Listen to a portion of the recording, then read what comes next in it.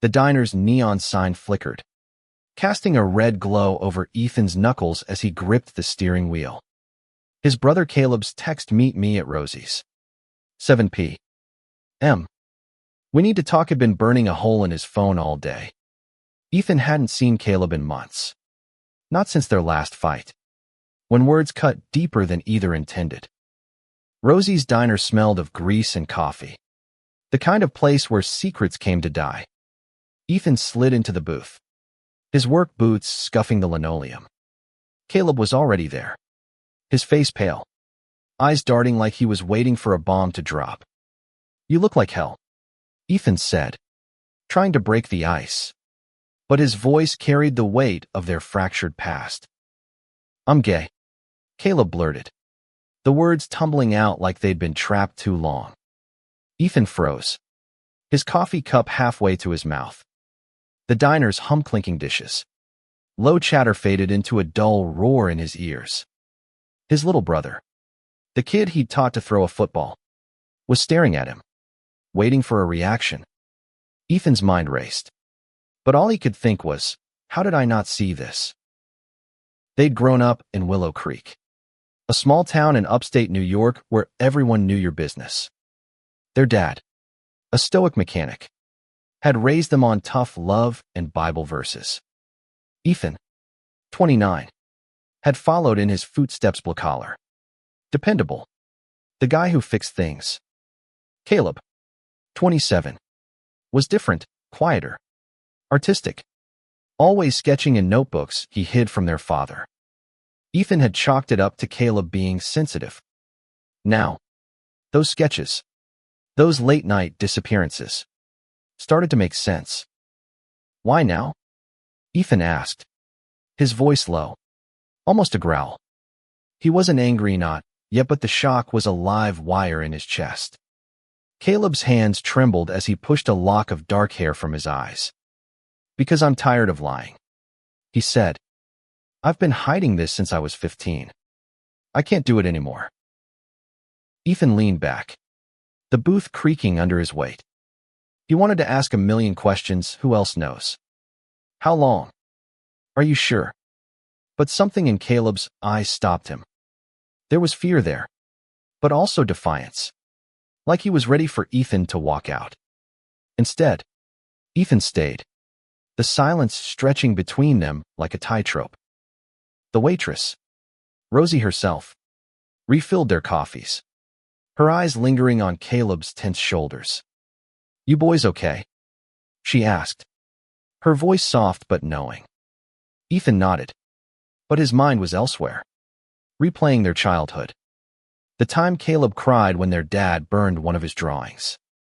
The way Caleb always seemed to shrink at family dinners. Ethan had thought it was just their father's temper, but now he wondered what else he'd missed. "I need time," Ethan finally said, his voice rough. Caleb nodded, his jaw tight. "I get it. Just don't hate me. Okay." The plea in his voice hit Ethan like a punch. He didn't hate Caleb Cullen, but the truth felt like a betrayal. Not of Caleb, but of the life Ethan thought they shared. As Ethan drove home that night, the road blurred through his windshield. He didn't know how to feel: angry, confused, protective. Caleb's words echoed, "I've been hiding this since I was 15. What did that mean? What had his brother been carrying alone all these years? Ethan's grip tightened on the wheel. He didn't know much about being gay, but he knew what it was like to feel trapped in Willow Creek, where judgment hung heavier than the summer heat. Back at his apartment, Ethan pulled out a beer and sat on the couch, staring at a photo of him and Caleb as kids, grinning by a fishing hole. He thought about their dad, who died 2 years ago, and their mom, who'd left when they were young. Ethan had always been the one to hold things together. But this was different. Caleb wasn't just his brother anymore. He was a stranger with a secret Ethan couldn't unhear. The next morning, Ethan found himself at the garage, elbow deep in a truck engine, when his coworker Mike dropped a bombshell. "Heard Caleb's been hanging out at that bar in Syracuse. Mike said, wiping grease from his hands. The one with the rainbow flag. You know about that. Ethan's wrench slipped, clanging against the floor. Syracuse was an hour away, a city where Caleb had been visiting friends a lot lately. Ethan's stomach twisted. Was that where Caleb went to be himself? A place Ethan didn't even know existed. He called Caleb that evening, his voice tight. You've been going to Syracuse. Caleb hesitated on the other end. Yeah.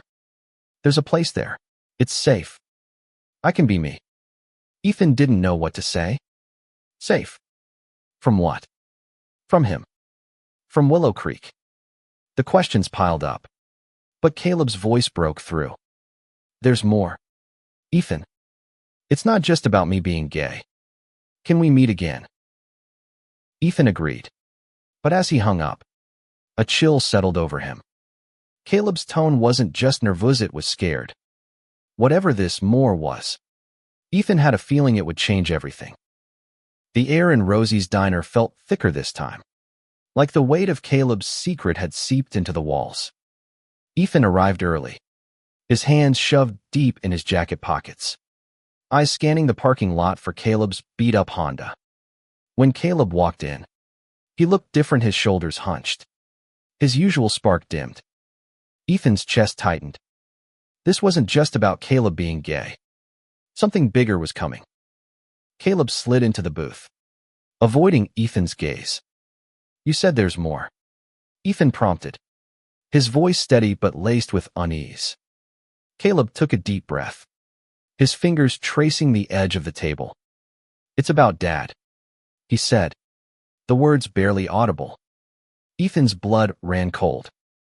Their father, Tom, had been a hard man, quick with a belt, slow with affection. He'd been gone 2 years, but his shadow still loomed over them. What about him? Ethan asked, leaning forward.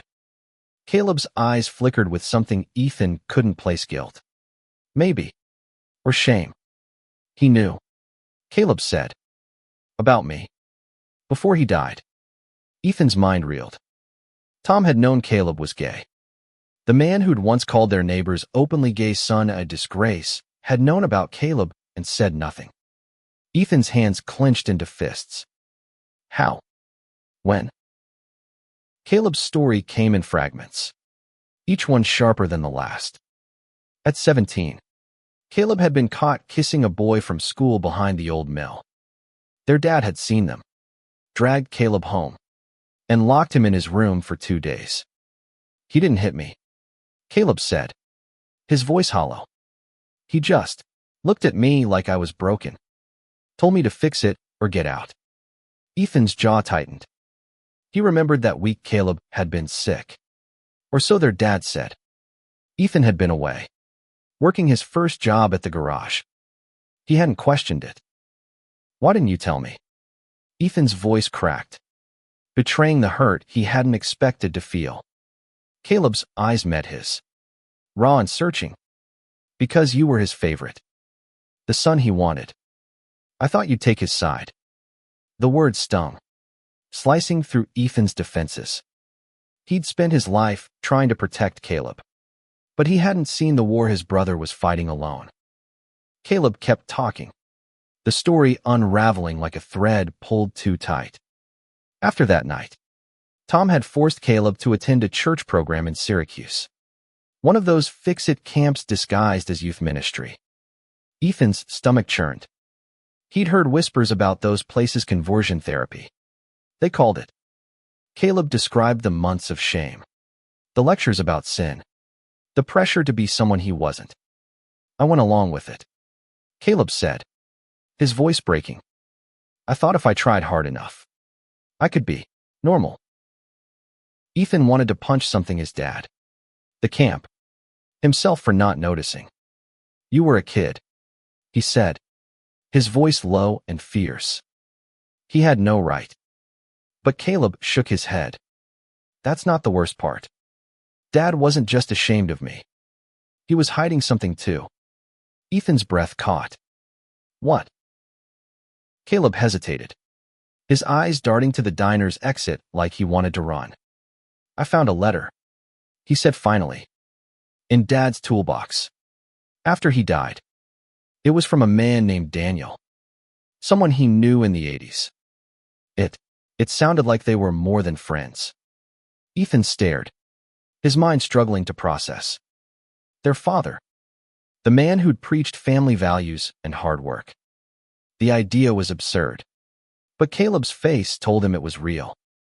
The letter, Caleb explained, was tucked in a rusted toolbox Ethan had inherited but never opened. It was short, handwritten, and dated 1985. Daniel wrote about their time together. How he'd loved Tom, but couldn't stay in Willow Creek, where secrets suffocated. The letter ended with a plea for Tom to leave with him. Dad never answered it. Caleb said, "At least, not that I found. But it explains why he hated me so much. He saw himself in me and he couldn't stand it." Ethan's head spun. He wanted to deny it, to call it a mistake. But the pieces fit too well. Tom's anger, his distance, the way he'd pushed Caleb harder than Ethan. It wasn't just about Caleb being gay, it was about Tom's own buried truth. Ethan felt like the ground had shifted beneath him. "Why didn't you tell me when you found it?" he asked. Caleb's voice was barely a whisper. "I didn't know how. I thought you'd think I was making it up to justify myself." Ethan reached across the table, his hand hovering before resting on Caleb's arm. "I believe you," he said, the words heavy with conviction. For the first time that night, Caleb's eyes softened, a flicker of relief breaking through. As they left the diner, Ethan's mind was a storm. He needed to see that letter, to hold it in his hands and make sense of the man who'd raised them. But more than that, he needed to protect Caleb not just from Willow Creek's judgment, but from the ghosts of their father's past.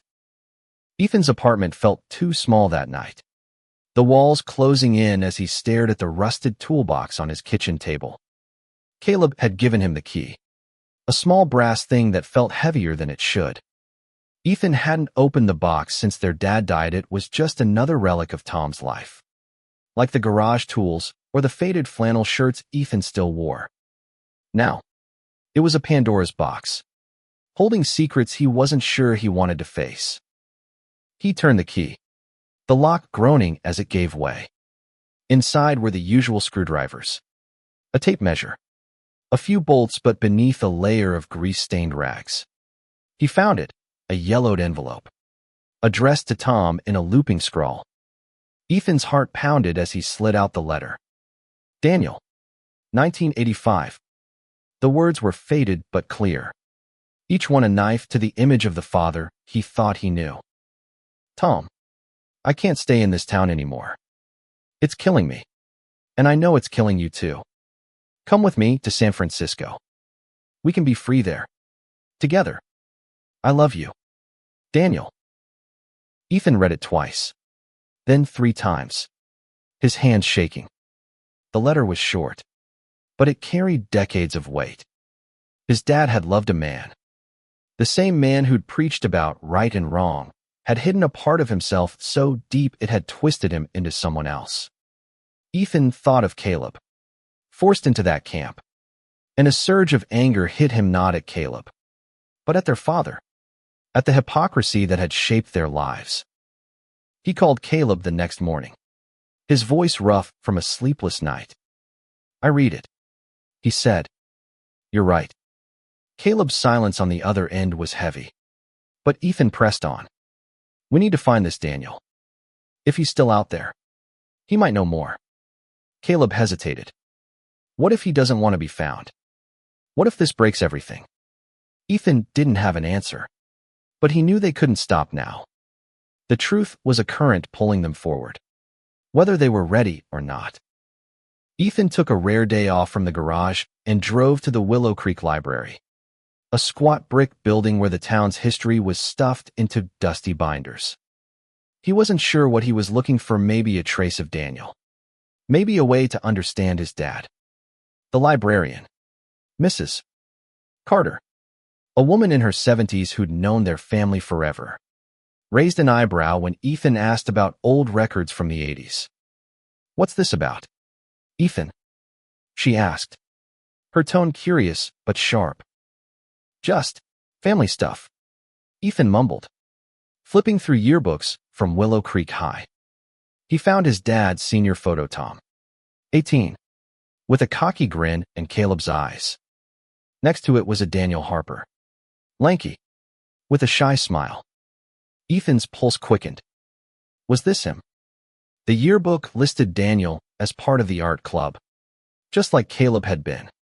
Ethan snapped a photo and sent it to Caleb. "This him?" The reply came fast. "Maybe. I don't know." That evening, Ethan and Caleb met at their childhood home, a small house they'd kept after their dad's death.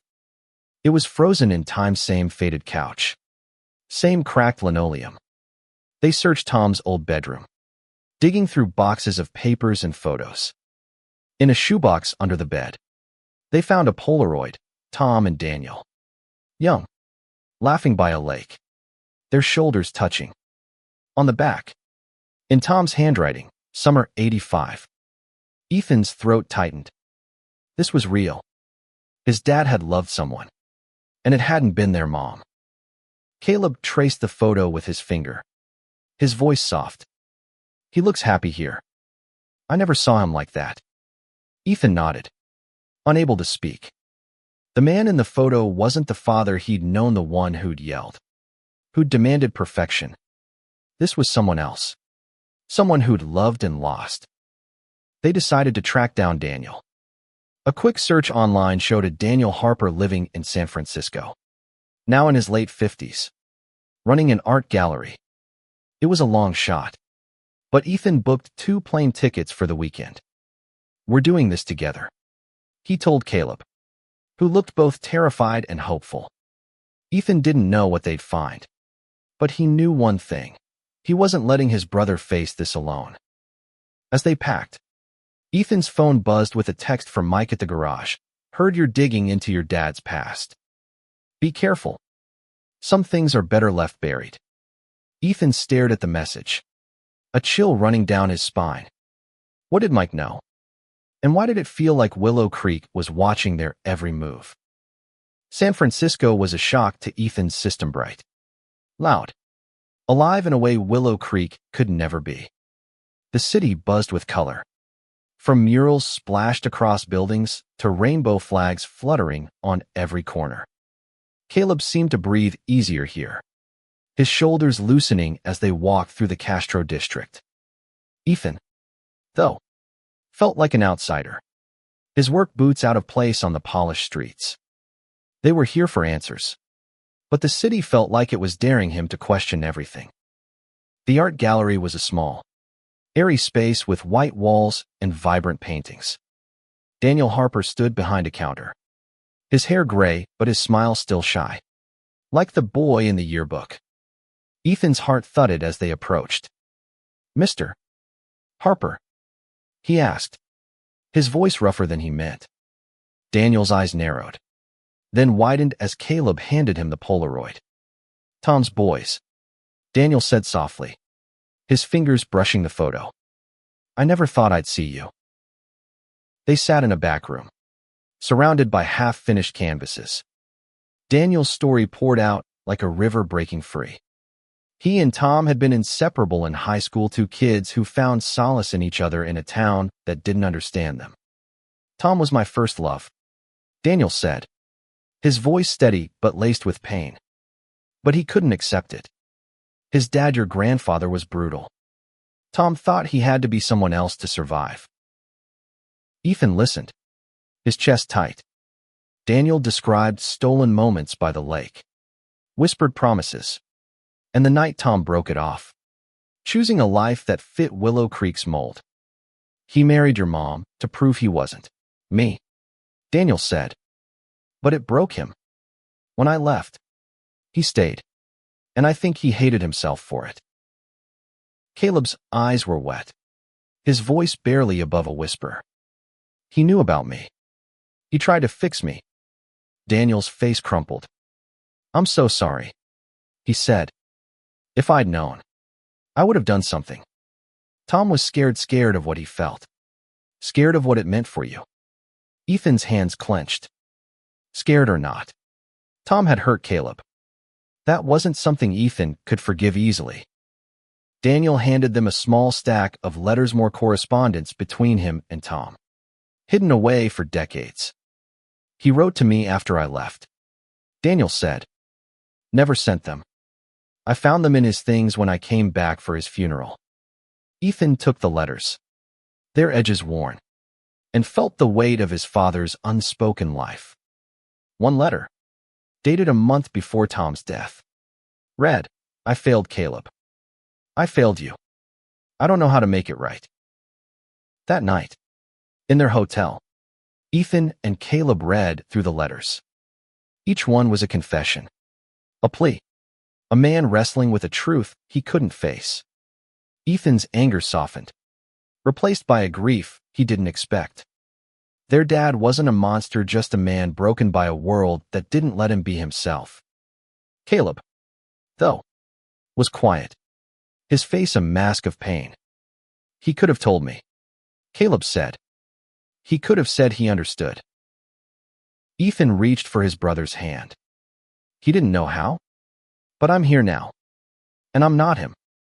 Caleb nodded, tears spilling over.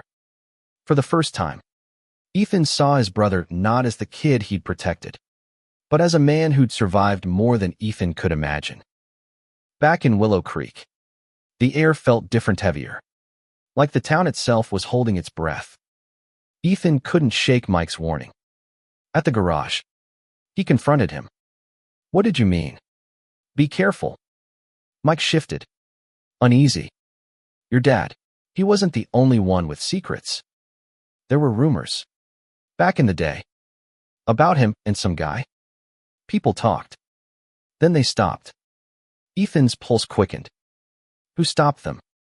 Mike shrugged, but his eyes said more than his words. Just watch your back, man. That night, Ethan found a note slipped under his door. Leave the past alone. No signature, just sharp, angry scrawl. He showed it to Caleb, whose face paled. Someone knows we're digging, Caleb said. Ethan's jaw tightened. Let them come. We're not stopping. The truth was out there. And it wasn't just about their dad, Anna Maria, it was about who in Willow Creek wanted it buried. The note burned a hole in Ethan's pocket as he drove to the garage the next morning. Willow Creek had always been a place where secrets festered. But this felt personal. Someone didn't want them unearthing Tom's past or Caleb's truth. Ethan's mind churned with questions. Who wrote the note? What were they afraid of? He glanced at Caleb, riding shotgun, his sketchbook open on his lap. Caleb hadn't drawn in years. But since San Francisco, he'd started again, lines flowing like he was reclaiming a piece of himself. At the garage, Ethan kept his eyes on Mike, who avoided him all morning. By lunch, Ethan cornered him behind a stack of tires. You know something? Ethan said, his voice low. Mike sighed, running a hand through his graying hair. Your dad was my best friend. Ethan. He told me things. About Daniel. About how he tried to fix himself. He thought he was protecting you boys. Ethan's chest tightened. Protecting us from what? The truth. Mike looked away. From this town. People here, they don't forget. Ethan's suspicion grew. That afternoon, he and Caleb went to the town hall, digging through old records for anything tying Daniel to Willow Creek. They found a property deed from 1986. Daniel's family had owned a small house on the edge of town. It was now owned by a man named Harold Grayson, a retired cop who'd been tight with their dad.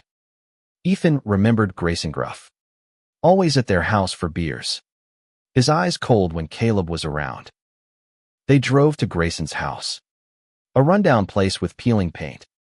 Grayson, now in his 60s, answered the door, his face hardening when he saw them. What do you want? he barked. Ethan held up the Polaroid of Tom and Daniel. We're looking for answers. About this. Grayson's eyes flickered, but he waved them off. Old history. Let it go. Caleb stepped forward, his voice steady. It's not just history. It's my life. Grayson's jaw tightened, but he shut the door without another word. That night, Ethan couldn't sleep. He kept seeing his dad's face in that Polaroid, happy in a way Ethan had never known him. He thought of Caleb, forced to hide who he was, and of himself, blind to it all. The next morning, he found Caleb at the kitchen table, sketching a portrait of Daniel from the Polaroid. I want to understand him, Caleb said. Not just Dad, but who I am. Ethan nodded, a new resolve settling in. They weren't just chasing their dad's past, they were fighting for Caleb's future.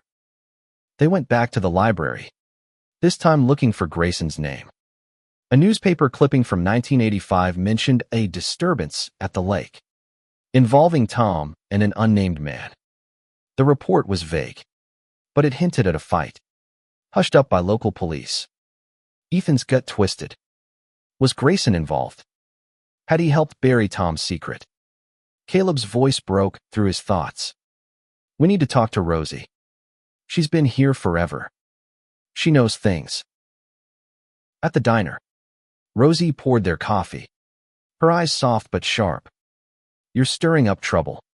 Boys, she said, leaning in.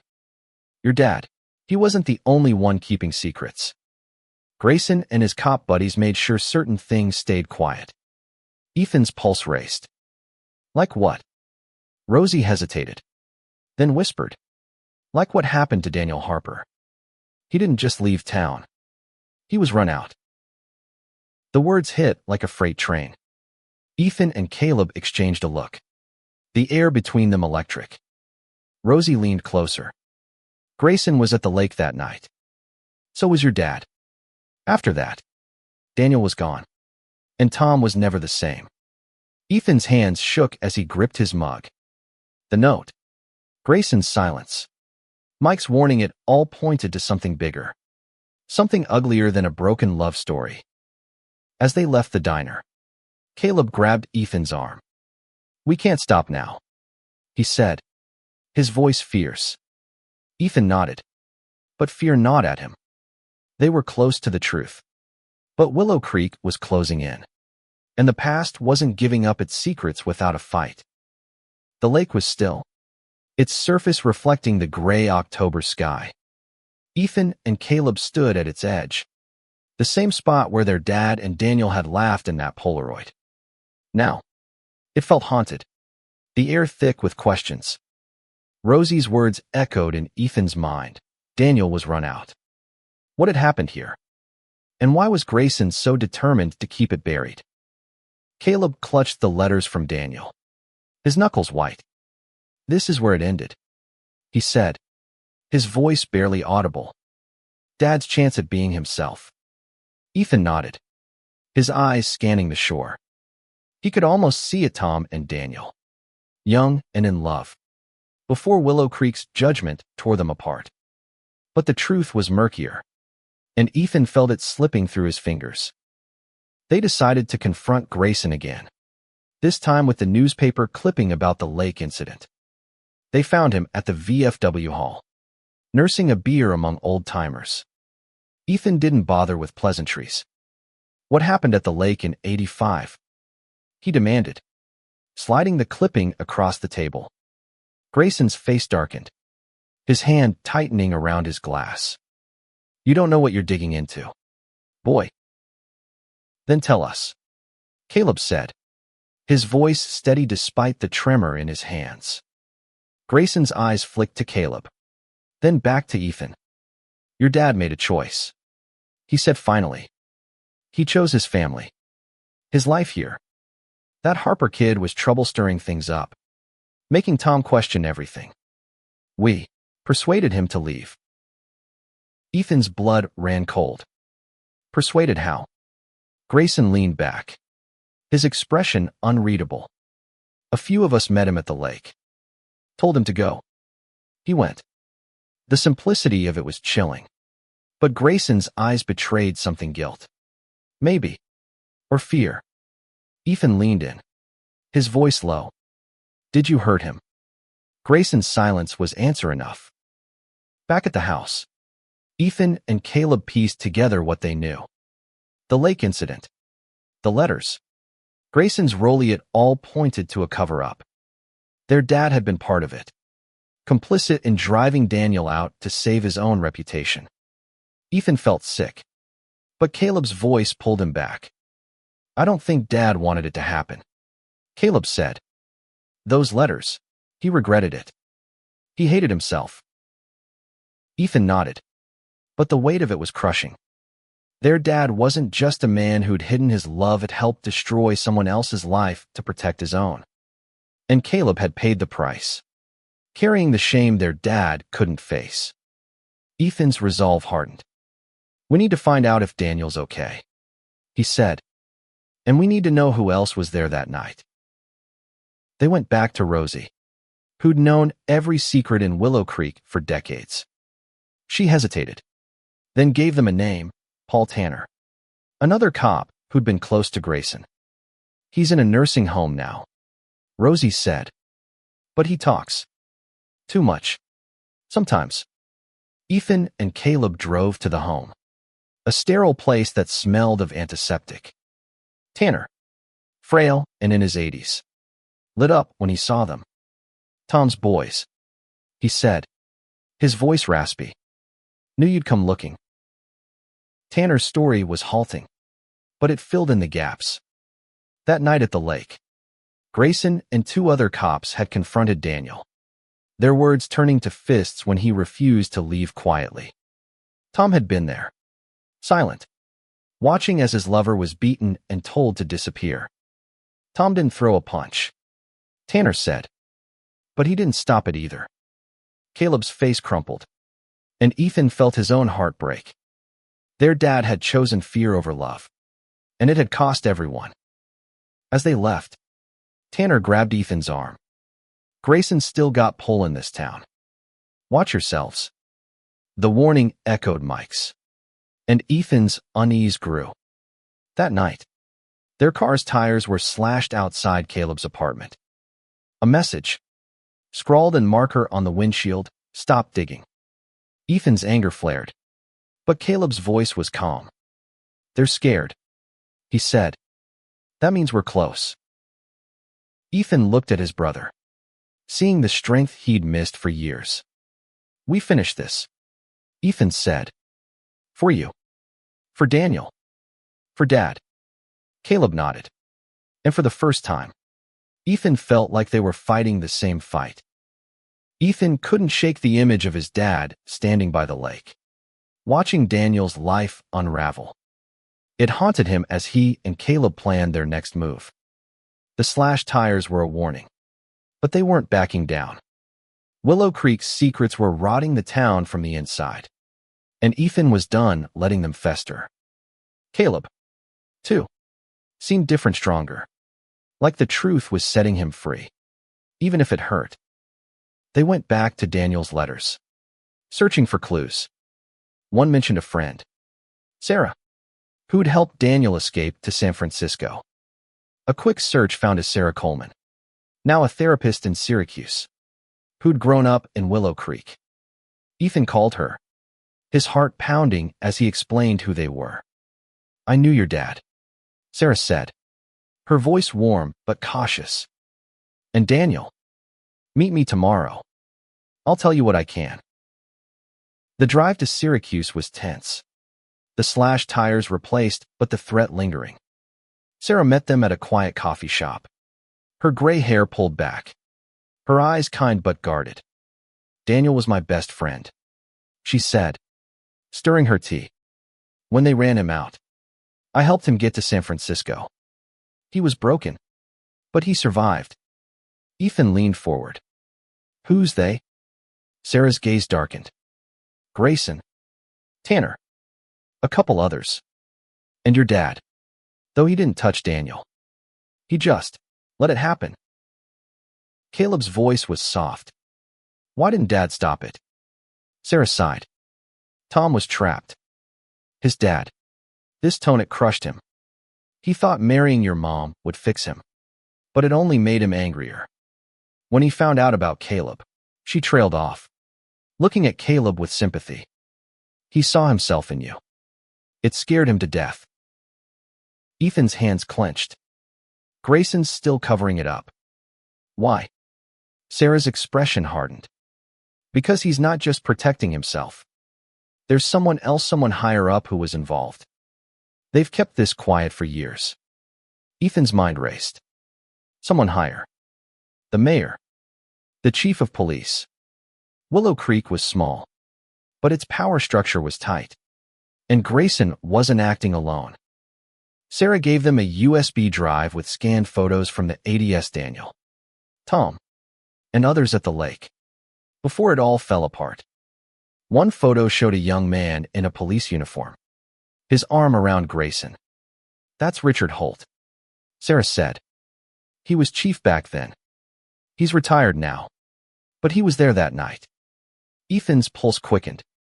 Holt lived on the outskirts of town. A recluse now, but still alive. They drove back to Willow Creek. The USB drive burning a hole in Ethan's pocket. At home, they found their front door ajar. The lock forced. Inside, the toolbox was gone, along with Daniel's letters. Ethan's blood boiled. They're scared, Caleb said, echoing his earlier words. But his voice shook. Ethan pulled him into a hug. We don't need the letters. We know the truth. The next day, they went to Holt's house, a sprawling place hidden by pines. Holt, in his 80s, answered the door, his eyes sharp despite his frail frame. I know why you're here, he said before they could speak. Come in. His living room was a shrine to his career plaques. Photos. A life built on authority. Ethan didn't waste time. You were at the lake in '85. What happened to Daniel Harper? Holt's face didn't change, but his hands trembled. It was a different time. He said, we thought we were protecting the town. Tom, he was one of us. But he was weak. Daniel was a threat to him. To all of us. Caleb's voice cut through. Sharp and raw. A threat.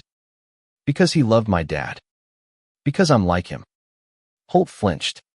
And for a moment, Ethan saw shame in his eyes. Holt's story matched Tanner's. But with a new detail, Grayson had thrown the first punch. But Holt had given the order. We told Daniel to leave and never come back. Holt said. He did. That's all you need to know. But Ethan pressed. And the cover-up. The threats now. Holt's eyes narrowed. You're stirring up trouble you can't handle. Leave it alone. As they left, Ethan's phone buzzed a text from Rosie. Grayson's at the diner. He's talking about you. Ethan's gut twisted. The town was closing in. But he and Caleb were too deep to stop now. They were fighting for more than the truth. They were fighting for redemption. The diner was nearly empty when Ethan and Caleb walked in. The late afternoon light casting long shadows across the floor. Grayson sat in a corner booth, his broad frame hunched over a coffee. Rosie gave Ethan a subtle nod from behind the counter, her eyes saying, be careful. Ethan's heart pounded, but he wasn't backing down. This ended today. Grayson, Ethan said, sliding into the booth across from him. Caleb stood beside him, his sketchbook tucked under his arm, a quiet strength in his stance. Grayson's eyes flicked up, cold and calculating. You boys don't know when to quit, he said, his voice low. Ethan leaned forward, his voice steady. We know what happened at the lake. You, Holt, Tanner, you ran Daniel out, and you're still trying to bury it. Grayson's jaw tightened, but he didn't deny it. Your dad made his choice, he said. He wanted to protect you. Both of you. Caleb's voice was sharp. Protect me. By sending me to that camp. By hating who I am. Grayson flinched, but his expression hardened. You don't understand. This tone it doesn't forgive. If people knew about Tom, about Daniel, it would have destroyed him. And you. Ethan slammed his hand on the table, drawing eyes from the few patrons left. Enough. You don't get to decide what we can handle. Tell us the truth, or we go public. Grayson's eyes darted to the door, then back to Ethan. For the first time, he looked scared. Holt called the shots. He admitted. I followed orders. We all did. Tom, he was torn up about it. He never forgave himself. The confession hung in the air, heavy and final. Ethan felt a strange mix of relief and rage. Their dad had been complicit, but he'd been a victim of a town that demanded conformity, of men like Grayson and Holt who enforced it. Caleb's voice broke the silence. I'm not hiding anymore. And I'm not letting you hide this either. Grayson's shoulders slumped, the fight draining out of him. Do what you want, he said, but it won't change the past. Ethan stood, his eyes locked on Grayson's. Maybe not, but it'll change the future. That night, Ethan and Caleb sat on the porch of their childhood home, the stars bright above Willow Creek. Caleb opened his sketchbook, revealing a drawing of their dad and Daniel by the lake, their faces soft with love. I want to show this at the gallery in Syracuse, Caleb said. Not to shame Dad, but to honor him. The real him. Ethan nodded, his throat tight. He'd want that. And I'm proud of you. They contacted Daniel, who agreed to the gallery show. A month later, the exhibit opened. Caleb's drawings alongside Daniel's paintings, a tribute to a love that never died. Willow Creek buzzed with whispers, but Ethan and Caleb stood tall, their bond stronger than ever. Rosie was there, tears in her eyes, and even Mike showed up, offering a quiet apology. The final piece was a letter Caleb wrote, framed on the gallery wall, to Dad. I forgive you. I hope you found peace. Ethan read it, his heart full. Their dad's secret had torn them apart, but it had also brought them together, stronger than before. As they left the gallery, hand in hand, Ethan knew they'd rewritten their story not just for themselves, but for every kid in Willow Creek who felt they had to hide. The town would never be the same, and neither would they. But for the first time, Ethan felt free not from the past, but because of it. Caleb smiled, his eyes bright with hope. We did it, he said. Ethan squeezed his hand. Yeah, we did.